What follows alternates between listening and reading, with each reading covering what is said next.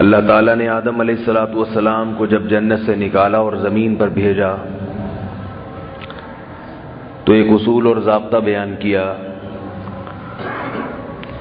کہ میری طرف سے آپ کی اولاد میں آپ کی اولاد کی ہدایت اور رہنمائی کے لیے بہت سے پیغمبر آئیں گے جو اللہ کا حکم بیان کریں گے. جس نے اس حکم کو پورا کیا، ان پیغمبروں کے احکامات پر عمل کیا، اس کے لیے یہی جنت دوبارہ. اور جس نے ان احکامات سے روگردانی کی، من اعرض عن ذکری، میری یاد سے اعراض کیا، اس نے پیٹھ پھیری، فَإِنَّ لَهُ مَعِيشَةً ضَنْكًا، تو اس کو بہت تنگ زندگی دوں گا، تنگ زندگی. یہاں دو باتیں بیان کی گئی ہیں. ایک یہ کہ جو اللہ کے ذکر سے اعراض کرے گا، اللہ کے ذکر سے منہ موڑے گا، یعنی اللہ کو یاد نہیں کرے گا، تو اس کو دو سزائیں ملیں گی. ایک سزا تو اس کی جو دنیاوی زندگی ہے وہ بہت تنگ کر دوں گا. وَنَحْشُرُهُ يَوْمَ الْقِيَامَةِ أَعْمَى، اور قیامت کے دن اسے اندھا کر کے اٹھاؤں گا. قال رب لم حشرتنی اعمی، وہ کہے گا اللہ تو نے مجھے اندھا کیوں کیا. قال، تو اللہ کہیں گے کذالک اتتک آیاتنا فنسیتها، میری آیات تجھ پر تلاوت کی جاتی تھیں، میرے احکامات تجھے بتائے جاتے تھے، تو ان کو بھول گیا تھا، ان سے اندھا بنا ہوا تھا، تو آج میں نے تیری حقیقی بینائی بھی سلب کر لی ہے. دیکھو میرے بھائی، یہ جو دور جس سے ہم گزر رہے ہیں اس میں بہت سارے فتنے. جب تک ہم علم کے راستے کی طرف میں خود نہیں آیا تھا تو مجھے علم کی اہمیت کا اندازہ نہیں ہوتا تھا. مختلف گمراہیوں سے بچنے کے لیے علم کی کیا حیثیت ہے. اور مضبوط علم انسان حاصل نہ کرے تو قرآن اور سنت کے نام پہ گمراہ کیا جاتا ہے انسان کو.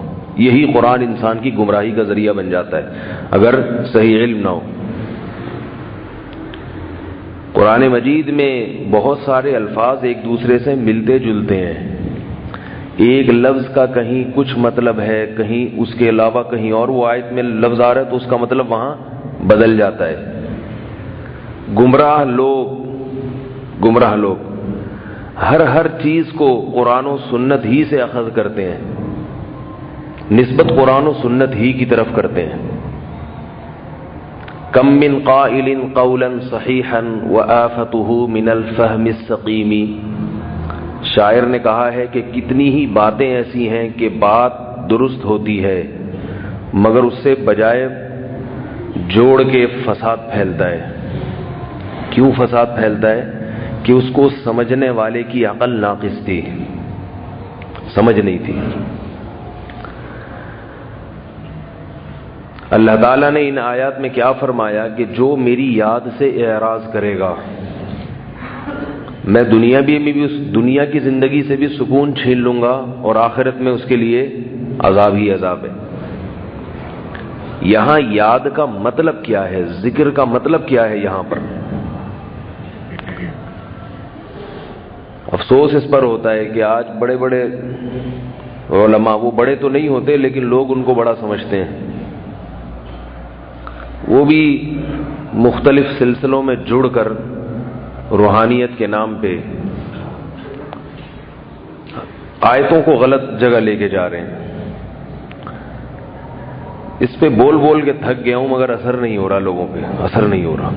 افسوس اس پر ہوتا ہے جب کوئی بنوری ٹاؤن کا فارغ ہو، دارالعلوم کرنگی کا فارغ ہو، جامع رشید کا فارغ ہو، وہ کسی سے بیعت ہو رہا ہے، کسی فراڈی سے، اس لیے کہ وہ ذکر بہت کثرت سے کرتا ہے اور ذکر لوگوں کو بہت کثرت سے کرواتا ہے.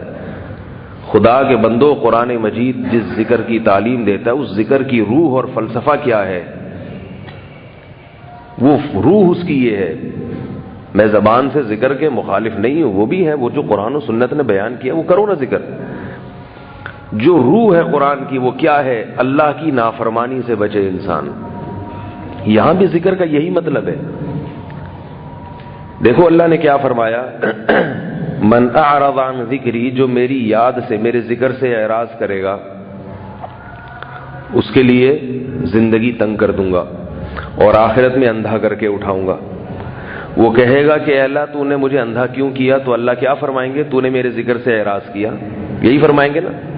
بات کس کی چل رہی ہے؟ ذکر کی.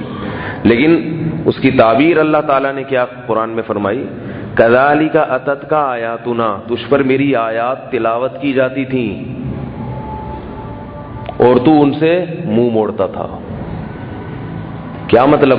یہ منہ موڑنے کو اللہ کی یاد سے غفلت قرار دیا گیا ہے. یہاں ذکر کا مطلب کیا ہے کہ اللہ کا حکم سامنے آئے تو اس حکم کو پورا کرو. جو پورا نہیں کرے گا وہ ذکر نہیں کر رہا. نہیں آ رہی بات سمجھ میں؟ آ رہی ہے؟ غلطی سے منہ سے نکل گیا بھائی. ٹھیک ہے. تو اللہ کے احکام کو پورا کرنا یہ اصل ذکر ہے. یہ ہے اصل ذکر. یہی اصل روحانیت ہے.